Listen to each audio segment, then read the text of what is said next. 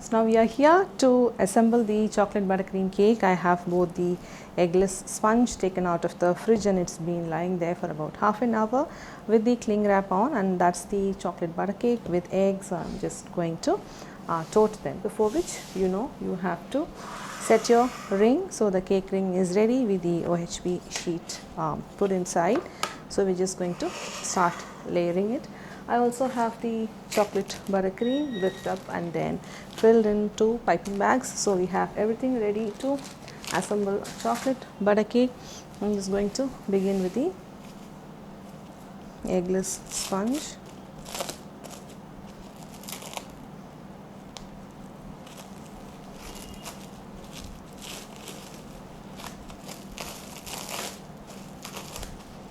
You can see there are two layers, and also you can see the cling wrap is done without any gap between the sheet of the cling wrap and the cake. That's very essential because you don't want the condensation happening on top of the cake.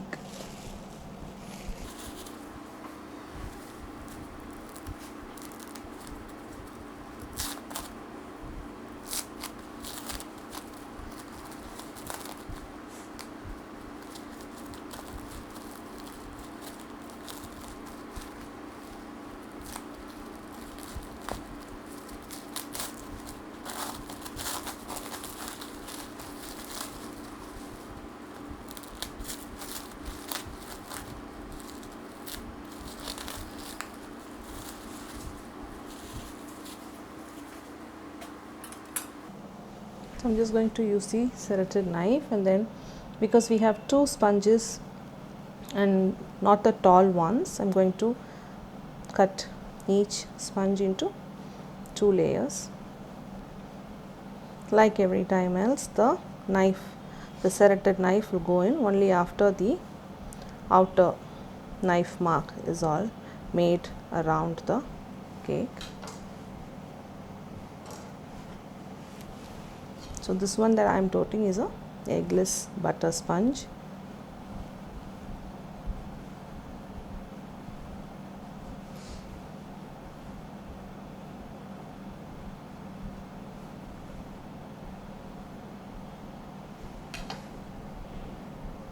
Okay, so we have our beautiful 4 layers of the chocolate butter cake, and that is eggless. Okay, so I'm just going to put it aside.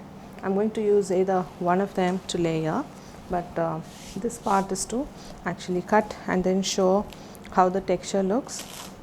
So when you're going to do it either egg or eggless in your assembly, you could just compare how your sponge's texture is going to look.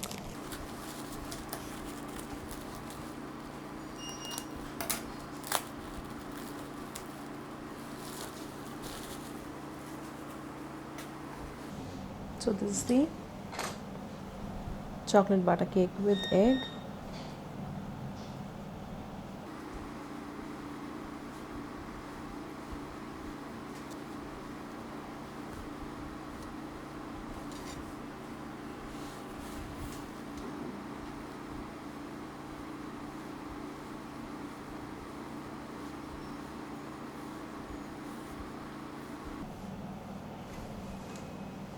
So we have 4 layers of the sponge, both egg and eggless here.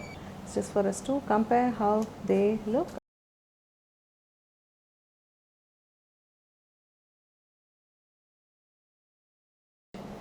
So I'm going to use the egg sponge. I'm just going to cut the sides of the sponge altogether because the ring is a bit smaller for the cake. Okay, so I'm just going to remove the crust.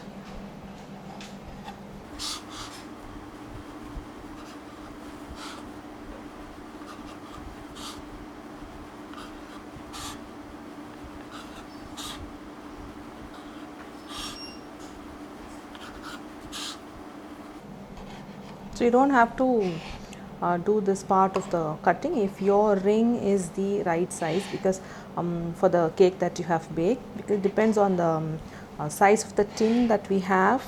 Though this is a 6-inch tin, and that is again a 6-inch acrylic ring. and if the sponge doesn't go in comfortably, you can just get the crust out. So I have the 4 sponges ready here, and I'm going to get the acrylic ring in the center, and then I just have the chocolate buttercream. I'm going to snip the tip of the piping bag and then just go in and then pipe a bit at the bottom of the board so the sponge goes and sticks well.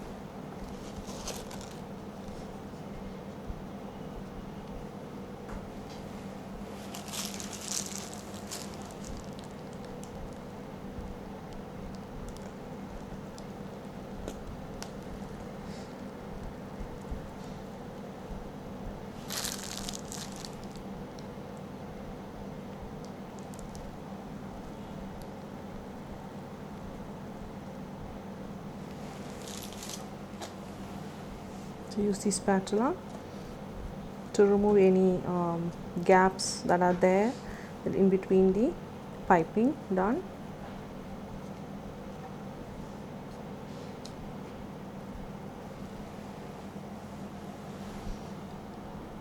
And then the next layer of the sponge.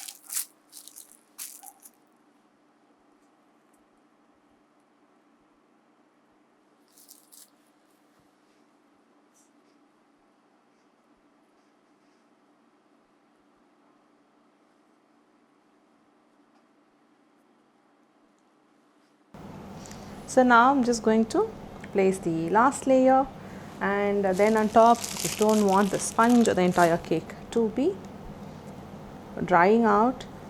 So this could be the top of the cake cream, or you could do a thin crumb coat kind of a layer as well if you have any other colored frosting that you want to do on this particular cake. But then covering the top with the cream is important to seal the moisture of the cake intact. Okay, and now I will have to cling wrap this entire thing together with the board as a complete element together.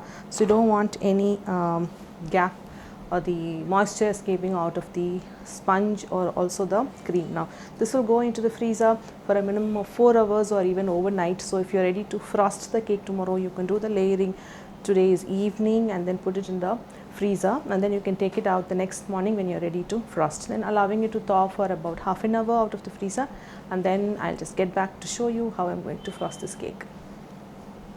So we have the chocolate butter cake layer setting in the acrylic ring quite fine now. So I'm just going to cut it out, remove, and then finish this cake.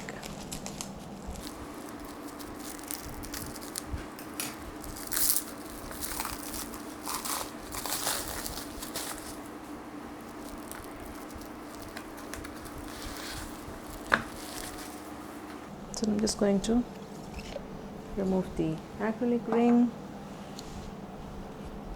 and then check where it's been stuck using the sellotape on the sides.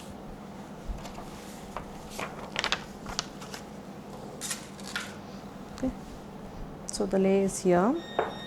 I'm just going to use the chocolate buttercream on the sides.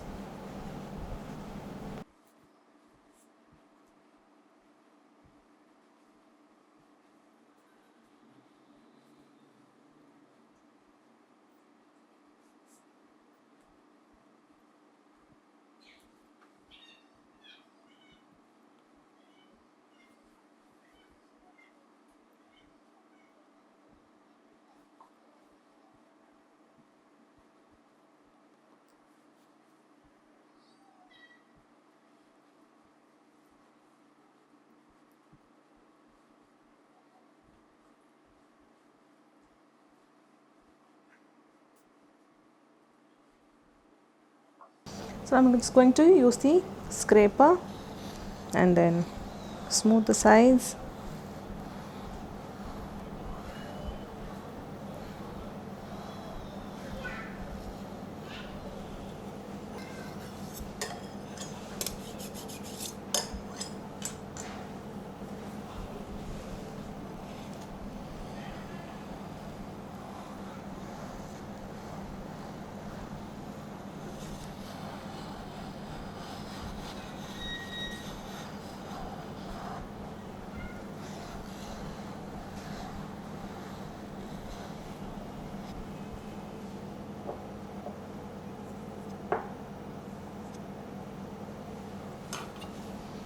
Going to fix the top. Now you know the top will be quite firm because it's been setting in the freezer, so you just need a bit of fresh soft cream.